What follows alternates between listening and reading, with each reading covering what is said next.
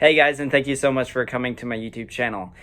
If you like anything from finance to sneakers, this is the spot to be at. Today we're going to be talking about the Air Jordan 1 and how it came to be.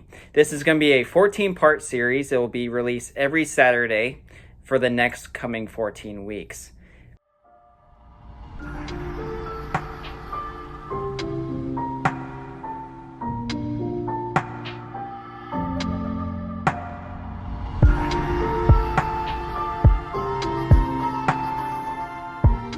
Cheeks playing before, I'm sure, a lot of friends and family here in Chicago. So he'll want to get after it. This is Jordan with perhaps the ugliest shoes in the league. What they're paying him to wear those things, I'd wear them too. There's Jordan. He catches and then was stripped of the ball as he hit the end line, coming down with it, and it's turned over to the Sixers. First, second team foul. I mean, I thought that shoes in Boston were the worst I'd seen in the NBA, but Jordans are all-timers. I don't mean the brand or anything, I just mean that it looks like he painted them himself. The Air Jordan 1 was first released on April 1st of 1985.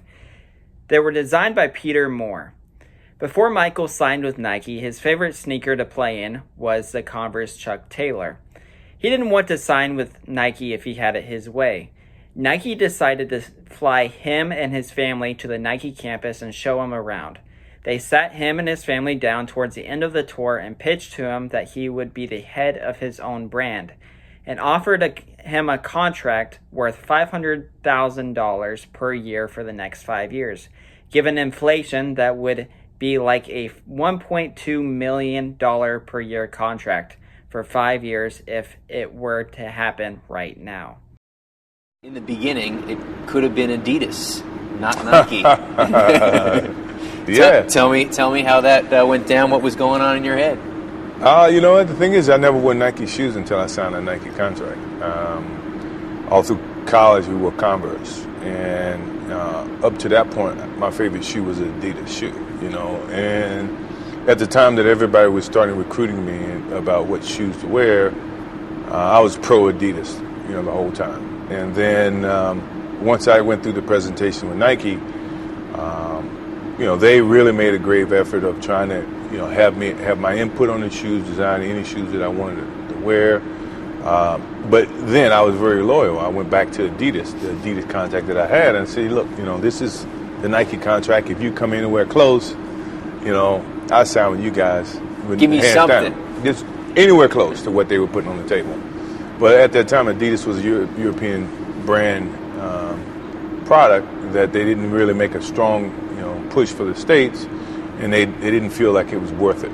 You know, which in hindsight is perfect for me because it made my decision that much easier, and I ended up with Nike. And from that point on, the relationship just started to blossom. Now, the only thing holding Michael back from signing with Nike was that he felt like the soles on the sneakers were actually too thick. So what Nike did was they actually shortened the midsoles so that he could actually feel the basketball court whenever he was playing, which was his main reason for that. And on top of that, Adidas was in their way from actually him going towards Nike as well. And the easiest part for Michael to sign with Nike was that Adidas backed out. They didn't want to match the offer that Nike was giving him. So his agent and his parents encouraged him to actually sign with Nike. And so that is what he did. I want to call it Michael Jordan. Like, what else are you going to call it if it's his signature line? It's his signature shoe. And he said, David, you don't understand. The last 2 or 3 years in America, we've been inundated with designer products.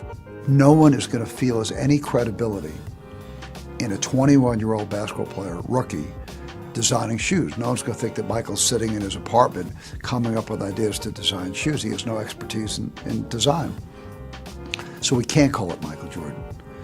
So I said, okay, what do you want to call it? He said, that's your challenge. He said, we will make a line, but you've got to come up with a name for the line, but it can't be Michael Jordan. All of a sudden, it occurred to me that Nike had just come out with a new running shoe that had this allegedly revolutionary technology called air soles that cushion your foot. And I'm thinking to myself, air, Michael is a great dunker. He flies through the air. So I said, okay, literally, maybe it took me a minute. I got it. I said, we're going to call it Air Jordan. When Michael Jordan debuted in the NBA, while he was signed to Nike, he didn't play in the Air Jordan 1 right off the bat. He played in the Nike Air Spaceship. This sneaker looked a lot like the Air Jordan 1 on camera, and you couldn't really tell a difference. The Air Jordan 1 was released on October 15th of 1985 in the bread colorway and the Chicago colorway. The Air Jordan 1 in the bread colorway or black and red colorway was banned by the NBA. Now, every time that Mike would play in these sneakers, he would be fined $5,000. So what Nike did was they would actually pay for that fine for him. And what they also did was they would run a lot of advertisements for these shoes.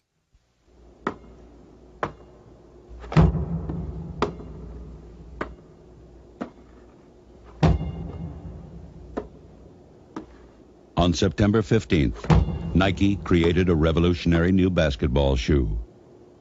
On October 18th, the NBA threw them out of the game. Fortunately, the NBA can't stop you from wearing them. Air Jordans from Nike. Now, after these advertisements, these sneakers flew off the shelves, which gave them the opportunity to restock them eventually the next year. During that first year, Jordan Brand released 13 versions of them: the Band, Chicago, Royal, Black Toe, Shadow, Carolina Blue, Black and White, Blue and White, Metallic Red, Metallic Purple, Metallic Blue, Metallic Green, and Natural Gray colorways. Ever since then, the Air Jordan 1 is still a very popular shoe, hardly staying on the shelves when the retro versions are released. Even shoes that aren't the original 13 are flying off the shelves. Now, these color restrictions were in place within the NBA all the way up until the 2000s. And what this did for Jordan Brand was they actually followed the rules the rest of the seasons. But this sneaker in particular was a huge part in their success.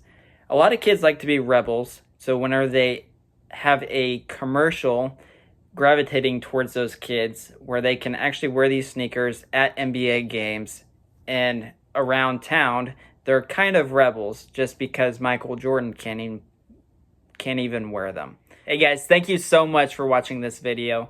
If you did like this video, please like, comment, and subscribe. And go out and have a great rest of your day. Thank you so much.